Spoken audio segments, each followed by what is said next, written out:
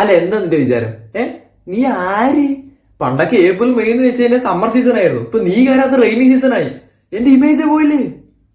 അല്ല അത് പിന്നെ എന്ത് പിന്നെ, ഞാൻ ഏപ്രിൽ ഒന്ന് ചൂട് കൂട്ടി വരുമ്പോഴേക്കും അപ്പോഴേക്കും നീ വരും തണുപ്പിക്കാനായിട്ട്. Bloody rain.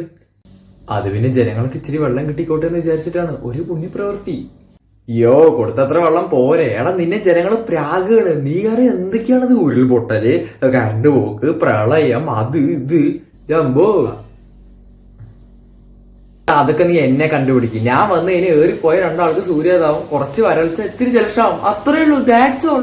അല്ല എന്റെ ആഗ്രഹം അങ്ങനെ തന്നെയാണ്. ഞാനും ഇതേപോലെ കുറച്ച് നേരത്തേക്ക് വന്നൊന്ന് ഭീതിയൊക്കെ പടർത്തി പ്രളയമൊക്കെ കഴിഞ്ഞ് പിന്നെ ഇടയ്ക്ക് മുല്ലപ്പെരിയാറിന്റെ ഇഷ്യക്ക് വന്ന് കുത്തിപ്പോയിക്ക് വന്ന് ചേർന്ന് അങ്ങനെയൊക്കെ ആയിട്ട് ഞാൻ ഇങ്ങോട്ട് പോകും. പിന്നെ മൊത്തം നിങ്ങളല്ലേ.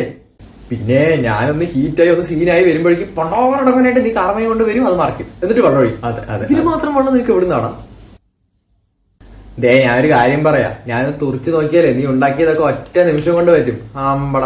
അല്ല അതല്ല, ഞാൻ ഒന്ന് ഇനി മേലാൽ ഞാൻ വരെ സമയത്ത് അങ്ങനെ വന്നാണ്ടല്ലോ അടിച്ചിനെ കാരണം വിളിക്കും പന്നി. ഇനി ഒന്ന് ജനുവരി ആവണം ഞാൻ വരാൻ.